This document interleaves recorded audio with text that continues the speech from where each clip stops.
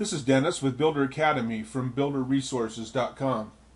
This session I'm going to explore the detail sheets in EstimatorPro. The detail sheet is the phase level of the estimate. Where the estimate sheet shows the cost for the entire project, the detail sheet shows the expected cost for one complete phase and then feeds that information up to the estimate. The detail sheet is the point at which the information from the database and the information from the takeoff come together. There are at least 4 ways to access the detail sheets. You can do so by using the tabs along the bottom of the screen,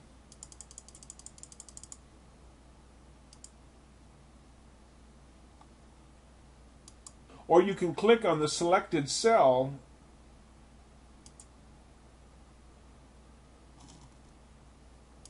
or you can use the add-ins that come with the program. Use the go-to sheet, which gives you either an alphabetical listing of all of the detail sheets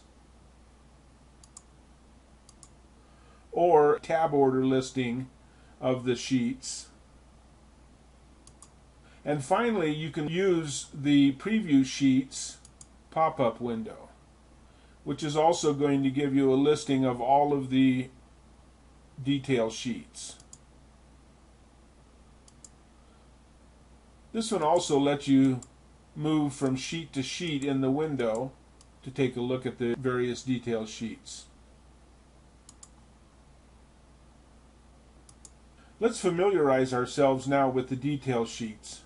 I'm going to go to the entry door category, and again I can access it in a number of ways, but I'm going to access it from the listing on the left hand side. And you can see that it has 2 sections here. The first one is choosing the estimating method, and you have a choice between lump sum and detail estimate. In the template I've defaulted them all to the lump sum, and I'll tell you a couple reasons for that in a second.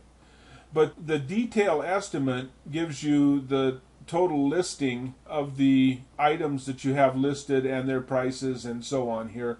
Now I have entry door allowance. I'm going to go ahead and change that now, and you can see that it changes the price. The lump sum, generally I look at this, for instance in the detail estimate is showing $2238.08. I'm going to say $2,300, and that becomes the amount that is transferred over to the estimate. The reason I do that is 2 reasons. First of all, I can check every phase to make sure that the pricing makes sense. And then secondly, I use lump sum to avoid inadvertently changing the price if I update a cost in the database. I may decide to increase a price in the database, but I don't want that to affect my pricing for past estimates. So by using lump sum, it locks that enter amount price, this price right here, into the estimate, irrespective of what changes are made in the pricing. Okay, let's look at the other features in the standard detail sheet.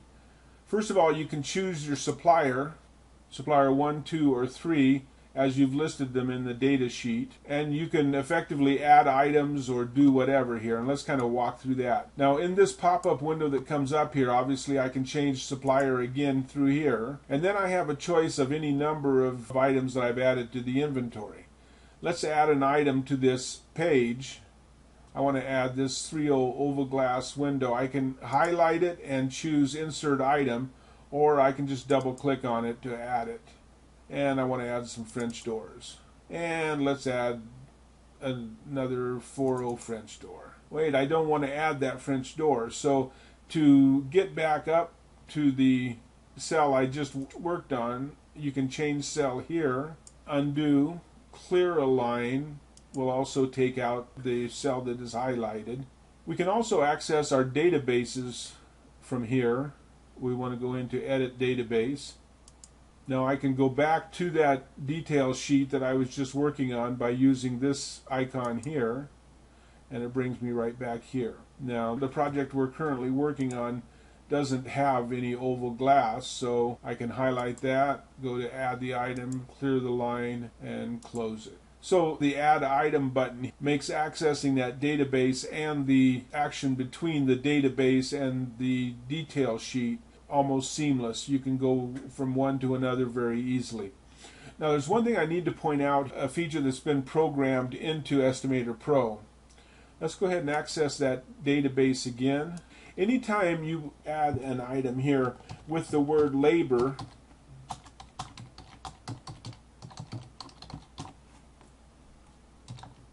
and then add it to the detail sheet, it adds to the labor subtotal. So we have anything that starts with labor, like labor installation, adds to the labor subtotal instead of the material subtotal. If I want to remove that, I can just go here to clear the line. Okay, clicking on the globe in the add-in section here will take us back to the estimate sheet.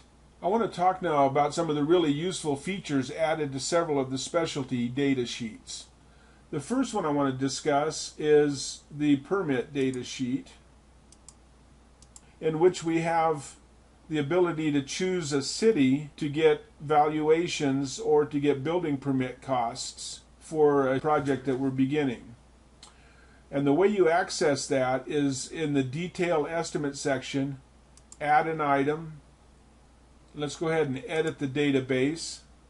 And you can see here that you can add, for the various cities you may work in, your permit costs for any project that you're working on. And then you simply access that city to get the information brought over to this project. Now obviously I didn't fill in the information for your city too, but we do have information for sample city that shows main floor valuations, second floor, third floor, and permit calculations for that. The second one I want to discuss is the lot. And here you can choose a developed lot if you have any chosen, and we'll get into that in just a minute. Or you can actually go in and detail the lots. You go to Detail Lot Development Costs, add an item, edit the database, go to your lot database, and you can begin putting the lots in here. I'm going to go ahead and add a lot, and we'll go to Lot Development and back to our sheet. Now when we go to choose a lot, we have lot BR12 showing up, and if we were to choose that, that becomes the pricing of our finished lot here. We can also just simply detail expenses to a lot, or we can go in and add something else to the database.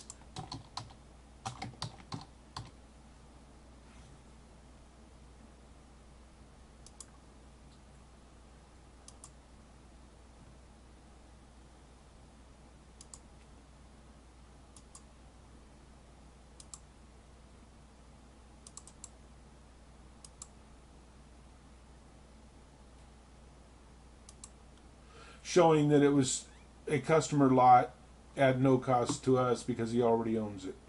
Okay, moving quickly through some of the other specialty detail sheets.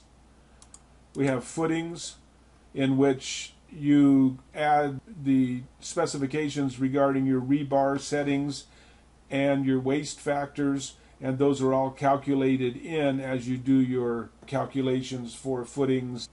Foundation is the same way.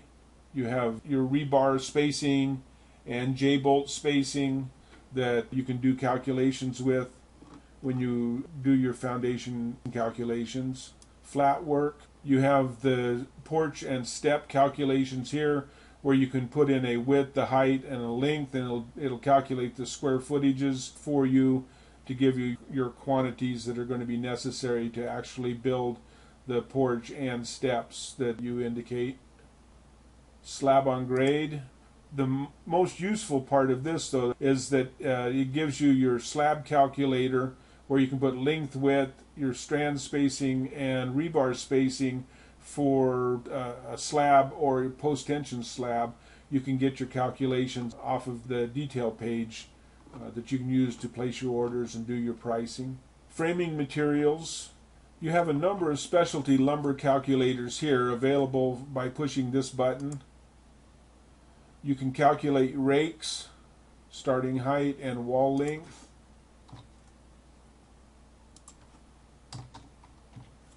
And it will tell you how many vertical members you need and how many lengths of plate, and then the total wall square footage for your sheeting calculations. You can also do hips. You can do rafters, and it will calculate for you. Here's your rafter length and the number of rafters that are going to be necessary, and the roof square footage, so you can get your sheeting ordered. It'll do calculations for overbuild, and you can get rise and run on stairs for stringers.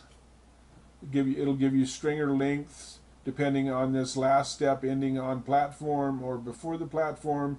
You can actually change that to do the calculation.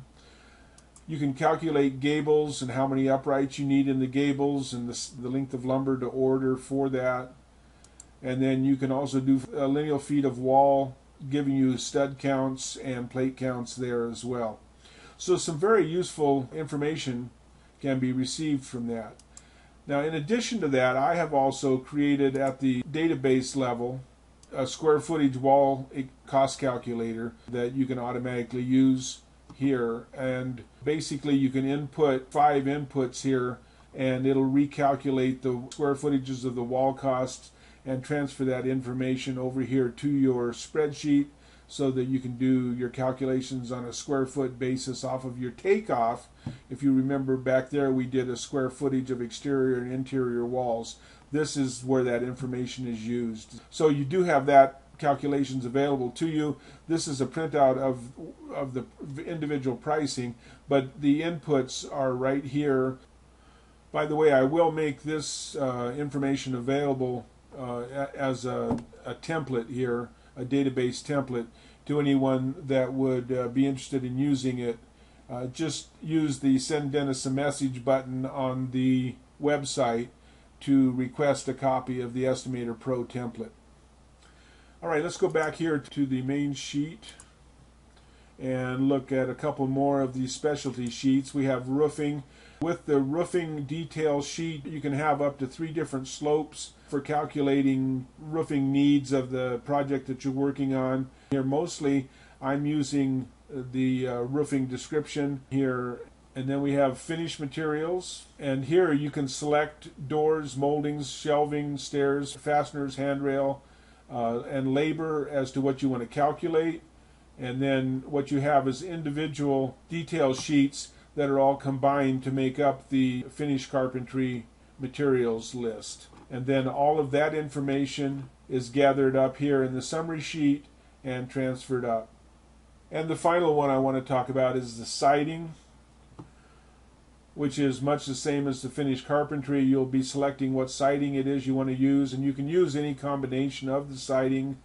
In this case here, we're talking about just stucco, but if I wanted to add wood, I could do that. Then go to the wood section, add an item. For some reason, if I wanted to add some Smart Side pre-primed, I could just click here and take care of that. And change my quantity to 240 square feet using supplier 1, and there's my price for that. And then it is added up here. So you can add any number of different sidings that you want to use on a house. Okay, learn to use the detail sheet to add the maximum and flexibility to your estimating process. Always be thinking about how you can automate the process to add speed and accuracy. Again, remember that the detail sheet is the meeting point between the takeoff and the database, and it underlies all the information that flows eventually into the EstimatorPro. Next, we'll see how it all comes together on the estimate.